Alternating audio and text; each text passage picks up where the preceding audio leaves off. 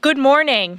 Democrat one-party rule in Washington has created crisis after crisis for the American people.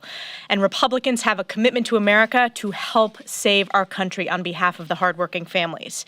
The proof is in the latest polling. I want to show you all the latest NBC poll that shows that voters trust Republicans more than Democrats to address America's crime crisis, economic crisis, and our historic border crisis by double digits. Border security, Republicans lead with 36 points. Crime, GOP plus 23. Immigration, GOP plus 19.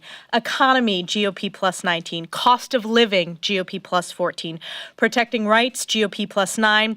Uniting the country, GOP plus 6. The proof is in the polling, folks. You have heard us for over a year continue to talk about the issues that matter to the American people. House Republicans have been disciplined and unified in exposing Joe Biden and House Democrats' failed leadership. And it is clear right here that the American people are listening. Instead of providing meaningful solutions to these countless crises, Joe Biden instead went on 60 Minutes this weekend and downplayed America's inflation crisis. And we all know America's inflation is near a 40-year high. This type of rhetoric is not only reckless, it is woefully out of touch to the families in my district and across America who are experiencing the realities of Joe Biden's failed agenda and are struggling to buy groceries and heat their homes as we head toward this winter. Americans cannot afford another year of failed far-left Democrat rule in Washington. This week, House Republicans will be unveiling our commitment to America in Pittsburgh, Pennsylvania, where we will outline our Republican solutions to Joe Biden and House Democrats' crises that they created. We are focused on an economy that is strong, a nation that is safe, a future that is built on freedom, and a government that is accountable. In 49 days, Republicans will earn back the People's House, fire lame duck Speaker Nancy Pelosi once and for all, and fight for policies that put hardworking Americans first.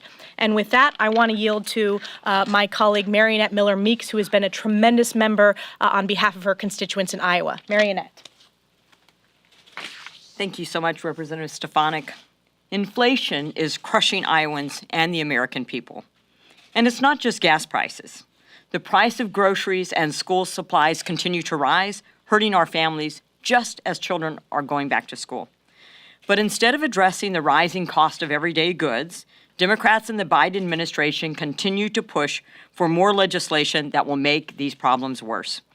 The Inflation Reduction Act, which I like to call the Income Reduction Act, did nothing to help Iowans who are struggling to make ends meet. Instead, several $100 billion will be spent to fund partisan pet projects like doubling the size of the IRS.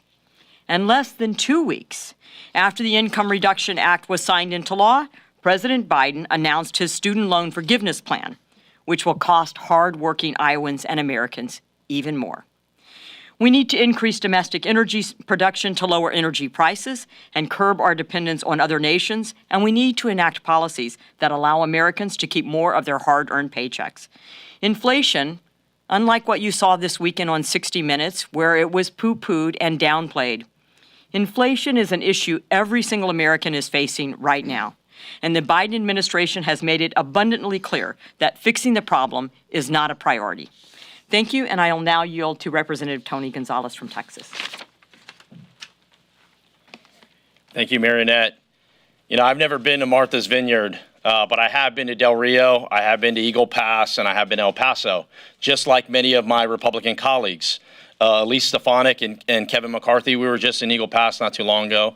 Our whip, Steve Scalise, was down in the RGV not too long ago. Many of our Republican colleagues have been to the border over and over again. Who hasn't been to the border is our Democratic colleagues. And I think we've all seen that this House Democrat leadership has failed America. People are no longer safe. People in my district no longer feel safe. Last night in El Paso, there were children, small children, that had to sleep out in the streets. Does that seem like a safe America to you? Last week in Eagle Pass, there were children, small children, regardless of their legal status, small children that drowned in the river in Eagle Pass. Last year in Del Rio, there were tens of thousands, over 10,000 Haitians under a bridge. Nothing has changed with this failed House Democrat leadership. House Republicans, we have a plan. This commitment to America that we're going to roll out here on Friday is our plan to end catch and release, to make sure that there's technology at the border. Those 53 migrants that were found cooked to death in a truck in my district, that could have been prevented if there was leadership that invested in technology along the border. House Republicans are committed to that. We will continue to highlight the horrific actions that are happening on the border. What you'll find is House Republicans continue to talk about it while House Democrats fail America and fail to keep us safe. With that, I'd like to turn over to our whip, Steve Scalise. Thank you, Tony, and thank you so much for the leadership that you've been providing to expose this crisis at our border, to talk about how bad this immigration crisis is that was created by Joe Biden when he opened up America's southern border. And when you see millions of people that have already come across illegally, what we are seeing all across the country, what's making every single community in America a border town, is the illegal drugs, the fentanyl that's coming across the border with the drug cartels taking operational control over our border when Joe Biden gave that away. 100,000 plus deaths of young people last year from fentanyl overdoses and other drugs that are coming across our border illegally. None of this needed to happen. And Republicans have tried over and over again to bring legislation to the floor to secure our southern border, and Democrats want nothing of it. They want an open border. Kamala Harris, who President Biden put in charge of the border, still refuses to go down to the border and then acts like she's in denial, goes on TV and says the border's secure. And then, of course, we saw a busload of illegal migrants coming to the Naval Observatory right outside of her house as she's saying the border's secure, and they're all being interviewed saying they came to America illegally because they know the border's wide open under the Biden administration. They created this problem. They don't want to fix it. We will. We're going to continue to push on this House floor to address these problems. Another problem America's facing, maybe the biggest problem that families are facing, is inflation out of control. The cost of everything that families try to buy is higher because of Joe Biden's policies, because of the trillions in spending, because of the radical regulations, and he continues to deny this is a problem. We saw him on 60 Minutes just the other night, acting as if 8.5% is really just 0.2%, because it was 8.3 and it went to 8.5, and he acted like it was just a blip, just a minor little change. And he had to be corrected by the 60 Minutes host and reminded that it's a 40-plus year high of inflation. It's not a minor blip. It's a major problem for families that Joe Biden's created, and he acts like it doesn't even exist. Maybe in his little bubble that he hangs around, the far leftists that talk about nothing but spending and doubling the size of the IRS. To them, that's economic stimulus. But to families, it's one more crippling blow after another that's making it harder for them to buy the things that they need for their lives.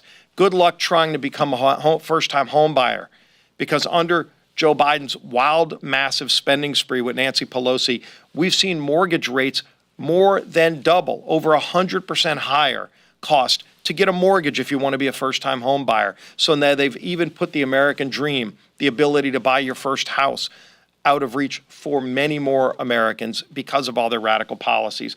So again, we're going to be rolling out our commitment to America this Friday, because we're going to show the country what a Republican majority would do to actually address and confront the problems families are facing that have been created by all of this radical far-left socialism, by Joe Biden, Nancy Pelosi, and all of those other Democrats here in Washington who are voting right down the line, one after another, for these radical policies. There is a better way. We have an answer. We're going to provide solutions.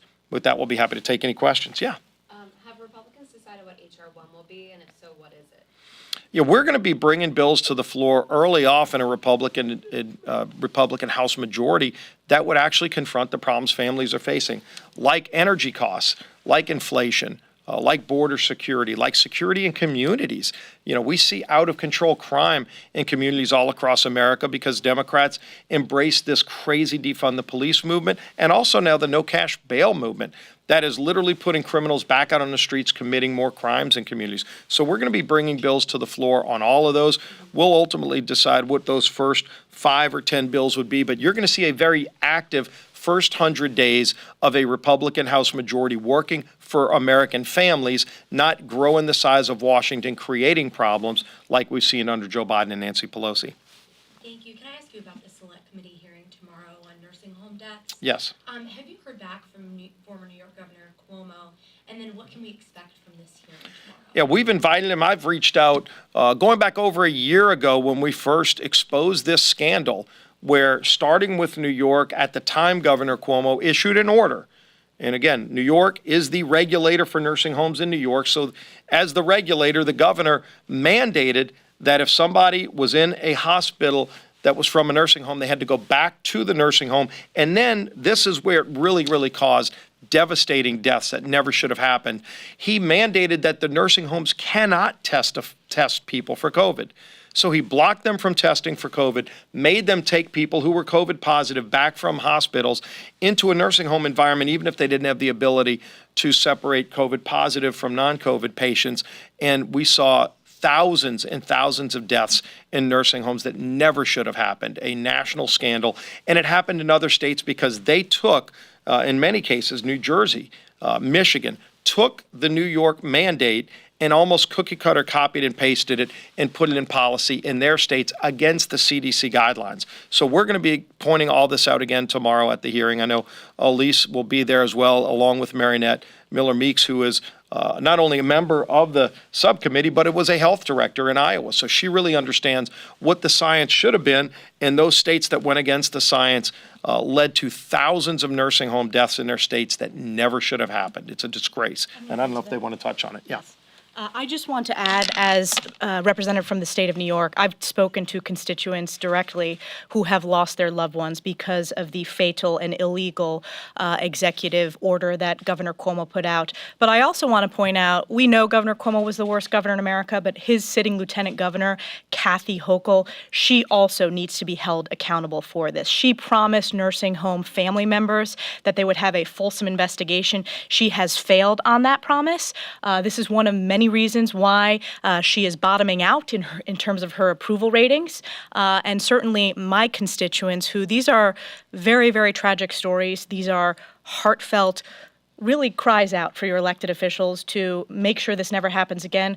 Our sitting governor has absolutely failed the people of New York, and I look forward to attending as a member. Even though I'm not on the select committee, I intend to ask questions on behalf of my constituents. Marinette might add to that too. You know, I think that what we're looking at is a real tragedy.